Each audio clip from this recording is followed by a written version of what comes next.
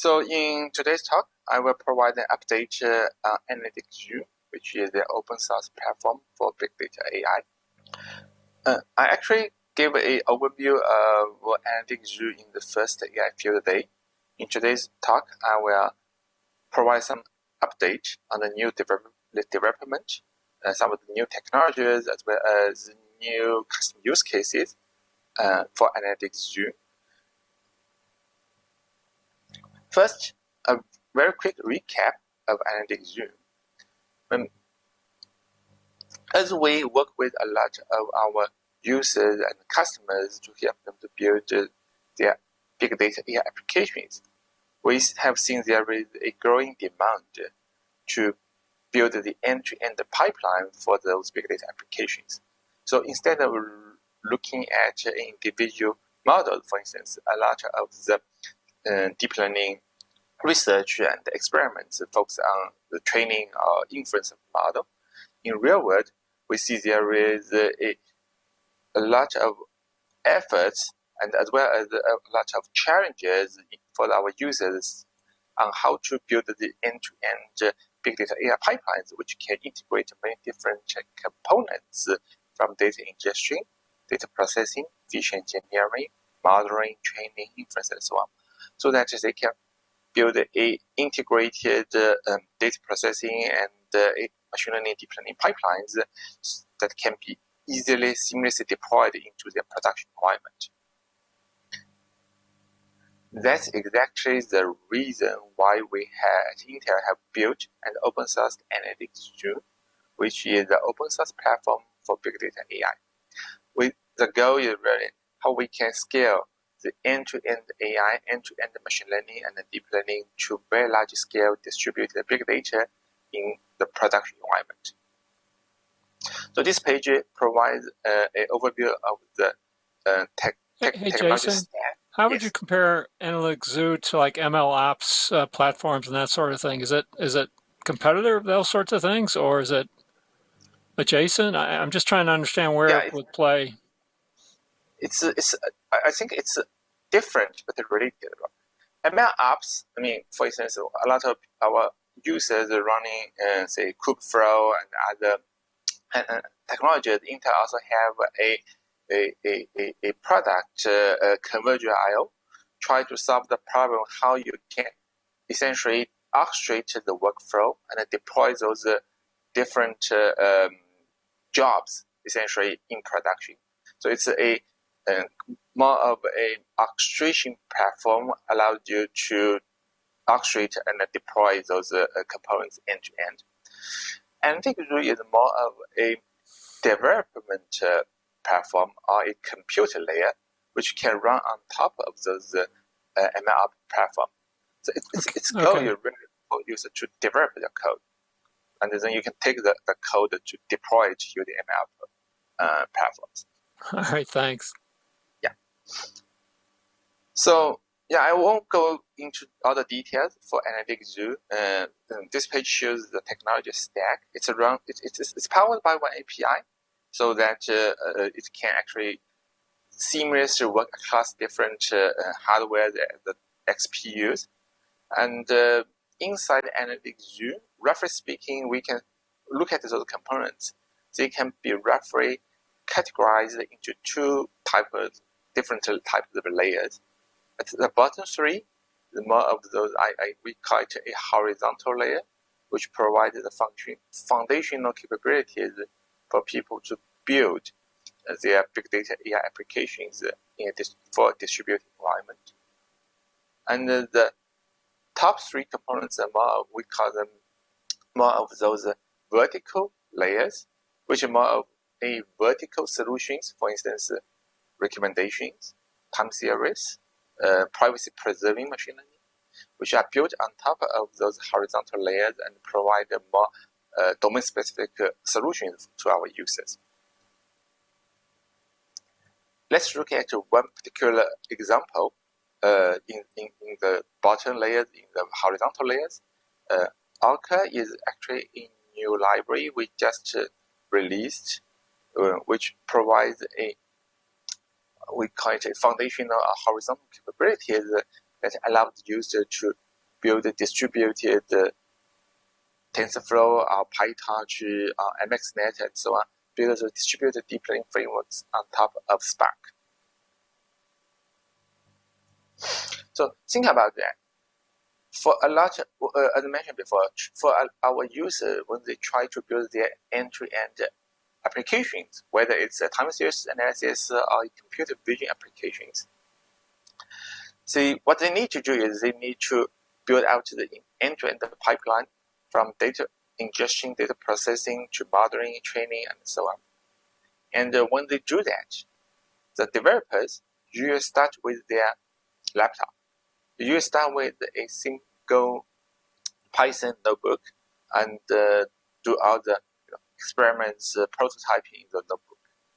When they are happy with their notebook, they probably want to take it to a distributed environment, whether it's Hadoop cluster, Kubernetes cluster, maybe a cloud environment, and run large-scale experiments on some production deployment.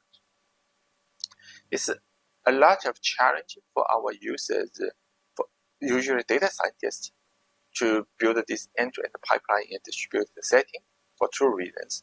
First of all, how they can write the code in a distributed fashion so that it can deal with a large scale of data set. And then secondly, how they can take their notebook, which Python notebook, which runs on a single laptop, for instance, and have it run seamlessly across many nodes in a class environment. That's how we build Alka to solve the problem. Essentially, with Alka, as I mentioned, Analytics Zoo is a development platform. So what you could do what our user will do essentially on their laptop or maybe a local workstation, in a Conda environment, the user can install all the libraries, Spark, TensorFlow, PyTorch, and so on. And then after they install all the library in their local Conda environment, they can write their code using any data processing APIs, such as Spark Data Frame, or maybe a PyTorch data loader, and then build their models, say, using PyTorch. Then Alka provides the API, allows the user to take the data, for instance, Spark Data Frame, and directly pass to a scikit-learn style estimator API to do the training, for instance, a PyTorch training. After you are happy with the experiments on your local laptop, with one line of the code, we have an init arc context, which essentially is the one command or one actual function call allows you to take your local Conda environment and ship it to the cloud, to a class environment, and run the distributed data processing and the training in the cloud in a transparent fashion. So under the hood, it will, for instance, take your Spark data frame and distribute the processing of data and have those memory data partitioned and distributed over the cluster, and then take your, say, PyTorch model and replicate the model across the cluster, and then run distributed training and parameter synchronizations based on your, say, Spark data frame. So all those are transparent and automatically handled by the Analytics Zoo or Alka APIs. And from the user point of view, they just need to write a simple Python notebook on their local laptop, and then use one function call to handle all those distributed data processing and training. So that's actually as I mentioned, it's a fundamental capability a lot of users, for instance, MasterCard, Burger King, SK Telecom, and so on, has been using to develop their applications and have it scale to very large clusters. Next, let's look at another example of what I so-called a vertical solutions. On top of those horizontal layers, we have a bunch of vertical pipelines. PPML is one of such example, which provides a privacy-preserving data analysis and machine learning, leveraging some of Intel hardware technologies such as SGX. So there is a lot of excuse me. there is a lot of challenges or requirements in the real world, how you can preserve the data confidentiality and model data confidentiality in the data analysis and the machine learning. And we have built a solution we call it Analytics Zoo PPML, which is the end-to-end PPM platform for big data AI. So as you can see, in Analytics Zoo, we provide the capability for our user to run the end-to-end big data and AI pipelines in a distributed fashion. And we are adding various security technologies, including secure data access, secure alignment, secure parameter sync and aggregation, and so on, which are built on top of various hardware and software security technologies. One example is SGX, which is a trusted execution environment technology in Intel CPU, which essentially provides hardware protection of those computer and the memory. In addition to the hardware technologies, we also leverage a bunch of software security technologies, LibOS, multi-party compute, encryption, and so on. So the goal is really we try to provide an end-to-end PPM platform for big data AI, which allows our users to do, for example, we have users try to do Spark SQL analysis or build a deep learning models, but in an untrusted cloud environment. So, but they don't want to expose their data or model in a clear text format. So what they could do is with this PPML and this PPM platform, we provide a trusted cluster environment for this end-to-end big data AI.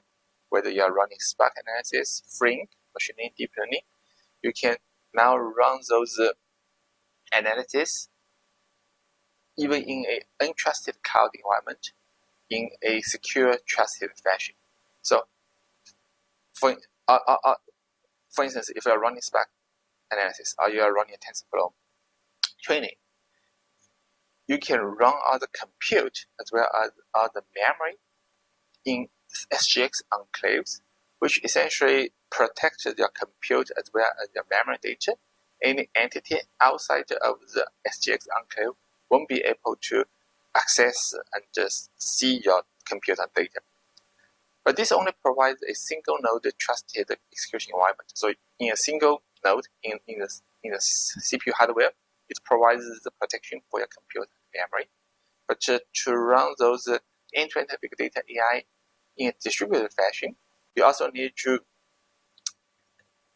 extend that. We basically extend those single node trusted execution environment to the cluster environment, so that all the network communications can be protected by TLS and the remote attestation. And when you upload your data and model to the cloud environment, of course, we protect all those. You can essentially use our APIs to protect your data and the model using encryption. And when you have user request and response to the user, which can be protected by the TLS and encryption. So this the graph on the bottom of this page shows an example that we worked with Ant Group, which is one of the largest online financial service, to build a so-called trusted class serving. So in Analytics Zoo, we provide a class serving, which is a distributed, real-time distributed model serving. It's built on top of a bunch of different components, Redis, Flink, and TensorFlow, PyTorch, OpenVINO, and so on, which provide a real-time distributed model serving. And but for a lot of our users, for instance, a lot of financial companies, when they try to run the workload in a cloud environment, they won't be able to upload their data or model into an untrusted cloud environment. With Analytics PPML, all those components from data to the model can be protected using those trusted cluster environment analytics constructed. So Jason, are you saying that with SGX you can run a trusted, encrypted, secure, model flow environment sitting in the cloud someplace like Amazon or Ant or those kind of places? I mean, first of all, SGX is the key hardware technologies we leverage. Right? Say if you go to a cloud and they provide a hardware instance, say the Intel Ice Lake instance with SGX capabilities, then you can use Analytics Zoom to construct a trusted cluster platform. It's more than SGX. SGX allows you to protect your data and the computer in a single GPU. In a single CPU. And so when you do the data processing, say Spark data processing in the CPU, in SGX enclave, does it also work with like ARM trust zones and stuff like that, or different? I would say different processor vendors may have different technologies. I mean, it's a class of hardware technologies called the Trusted Execution Environment (TEE). So different processor vendors have different hardware technologies to support that. Today, SGX is the hardware technology we leverage, and it is the country's probably the most advanced technology for TEE. So that provides a single node protection for CPU and memory. But when you try to run those distributed data analysis and machine learning, you need to extend beyond that. It will be a distributed environment, so you need to, in addition to the CPU, you need to protect the distributed computing or network communications. You need to protect all the data storage as well as all the user interaction. So that's what we have been doing, and PPL, which is built on top of those key hardware TEE technology, SGX for instance, but it also take advantage of those software technologies, encryption, attestation, and another example is the federated learning. In some cases, user cannot have all their data leave their organizations. Maybe some of the model gradients and so on, they could use for aggregation, but a lot of data still need to stay in the organization. So federated learning helps in that case. So it's a kind of a complete end-to-end PPM platform or solution. But the goal, as I mentioned before, this allows the user to run those analysis in trusted cloud. So Jason, the chart shows Inference Engine mostly. Does it support training as well in this sort of a trusted environment? Yeah, it supports training as well. This the chart here just shows one particular example we just completed with the Ant group, which in this case is a distributed serving use case. But we also have working with other customers and other users at different type of analysis. One example is say Spark SQL. We have users try to do just plain data analysis. It's not machine learning related, but when you try to do the big data analysis in cloud, you also need to protect all your say Spark data frame, Spark SQL analysis. And we also have customers trying to run deep learning training. And when you try to do that, run distributed deep learning training, and in some cases, they also need to have all those run in a trusted, protected environment, and we'll also support that. Okay, thanks. Yeah. Jason, how does this integrate with requirements around needing to explain models and kind of meeting your GDPR and automated decision-making environment? Are you, as the organization that set up this enclave, able to extract the models, or is it kind of a lobster pot where you set it up, you put stuff in, and you can't get stuff back out? How does it work from that kind of aspect? Well, the owner, I mean, essentially the owner of the setup, right? When I try to do something in cloud, in AWS or in Azure and so on, And when you try to do that, and you want to make sure the data confidentiality and model confidentiality, you basically you could use this analytics PPM solution to set up the environment, and the owner has the full control of the environment, so that the owner it makes sure the setup is essentially only the application, only the compute inside this secure environment could access the data, but build a model. But the owner has the full control. They can always take the model and the data back to their, say, local environment, and they can do whatever the analysis they want. And this solves the part of the problem, say, for GDPR. Right? You never, essentially, you never leak the private data. You never reach the privacy-related data sets and so on. Of course, explain model will require something more. I mean, a lot of time it will involve a lot of the algorithm side of the problem. How do I explain model? How can I make sure the model actually provide the fairness and so on? That's more of the algorithm side consideration, how you design your application solution. This provides more of the infrastructure side of the problem. How I can keep my data and model in a confidential fashion. Finally, in this section, I will also talk more about the high-level applications our users have built on top of Analytics Zoom. I mean, some of those typical applications we have seen our user building is really around the recommendation, as well as large-scale time series analysis. And we also provide various support for our users to build those applications in a more effective fashion. One particular example is Burger King. Actually, in the last AI Field Day, I actually talked about how Burger King used Analytics Zoom to build a so-called TXT class transformer model and system to help them to do fast food recommendation for their drive-through restaurant. So in the last several months, we continue to work with Burger King to evolve that, to extend basically that system to solve another particular interesting and challenging problems for Burger King users. Really is offer recommendation. In those quick sales restaurant fast food industry, offer recommendation offer is really one of the key driver for the sales.